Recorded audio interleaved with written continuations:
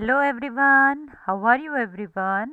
I welcome you to ERA Tutorials and today I am going to teach you class 5th subject English topic 14 a lesson for all.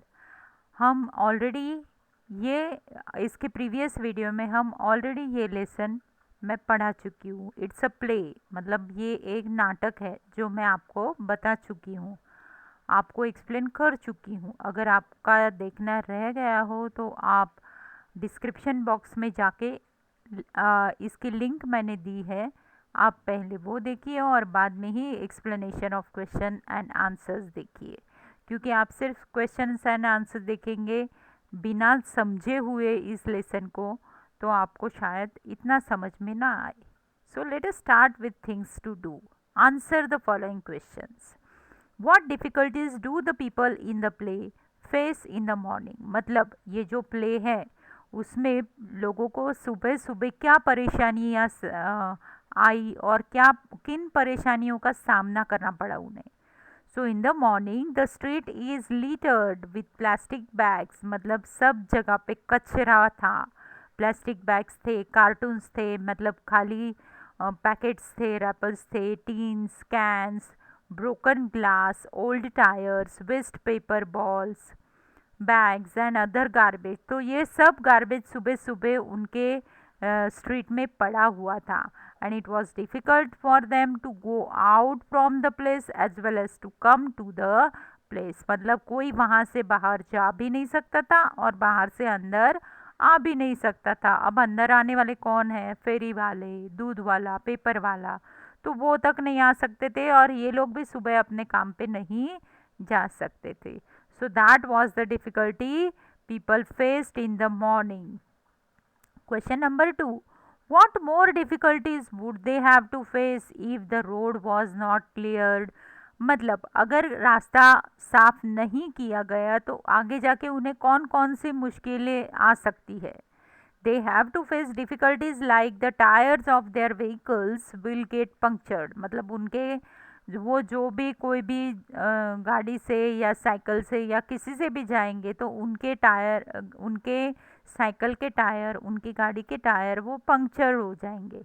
बस drivers will play an obstacle race. मतलब bus driver को तो बहुत ही दिक्कत होगी रास्ते से आने में जाने में. and people will face different types of accidents and it will endanger their children.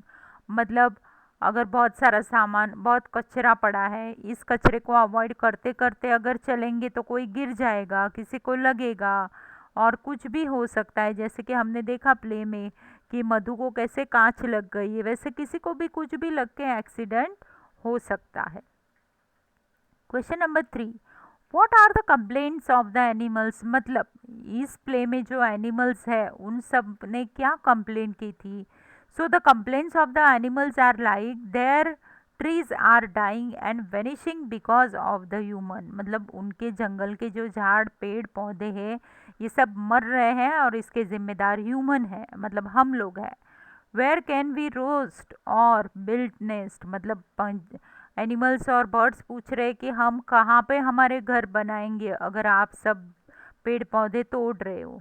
There young ones get injured because of the human activity. और उनके जो बच्चे हैं, जैसे कि अब उनके यंग वंस को कैसे इंजर्ड होगा, जैसे कि हम कोई भी कचरा डाल देते हैं तो जैसे गाय आती है, गाय का बछड़ा कुछ भी कचरे में से खाता है तो उसके पेट में वो कचरा जमा होके उसका पेट दर्द कर सकता है.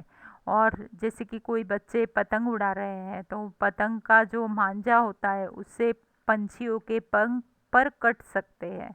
तो इस तरह हमारी जो ह्यूमन एक्टिविटी है उसकी वजह से उनके यंग वंस इंजर्ड होते हैं, क्योंकि उनको तो आदत होती नहीं इन चीज़ों की. All the fish in the rivers and the lakes die because of the waste dump in water. और कई लोग जो कचरा पानी में छोड़ देते हैं उसकी वजह से क्या होता है कि उस कचरे की वजह से पानी में जो रहने वाले मतलब फिश वगैरह है वो मर जाते हैं.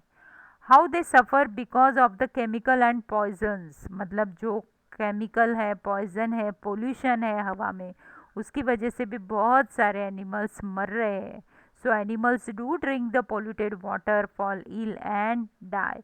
मतलब ये गंदगी जो पानी में छोड़ रहे हैं उसकी वजह से बहुत सारे एनिमल्स मर रहे हैं। Now list the characters in the play.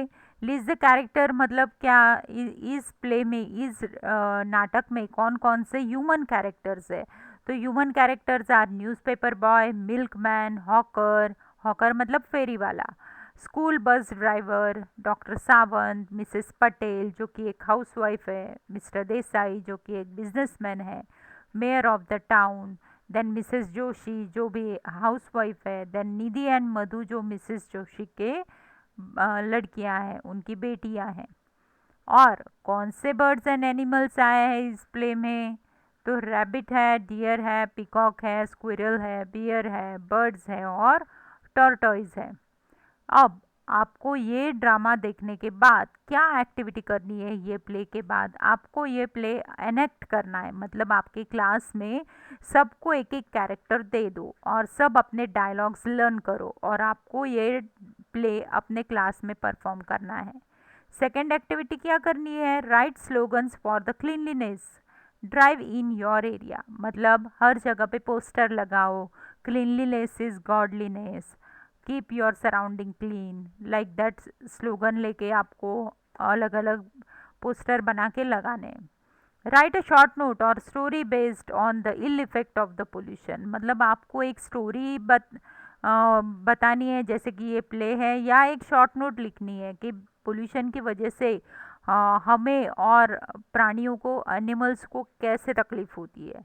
Okay, then language study, find two examples of each of the following from the lesson.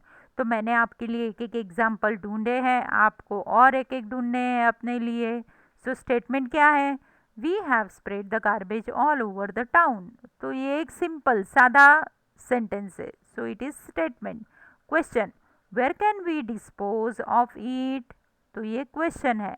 Command, Nidhi run and fetch doctor Mrs Sawant. An exclamation, oh no, how shocking, terrible. तो ये exclamation का example है, जिसमें exclamation mark है वो exclamation का example है। और कमांड मतलब जो ऑर्डर दिया जाता है वो लिखना है। क्वेश्चन मतलब जिसके पीछे क्वेश्चन मार्क है वो क्वेश्चन का सेंटेंस हो गया। और स्टेटमेंट मतलब जो सबके लिए है वो स्टेटमेंट है।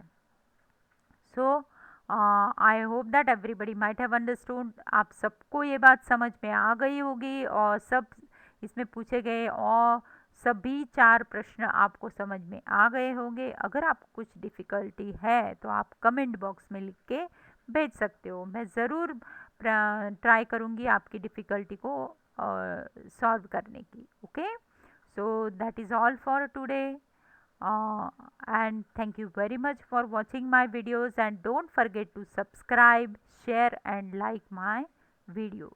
Thank you.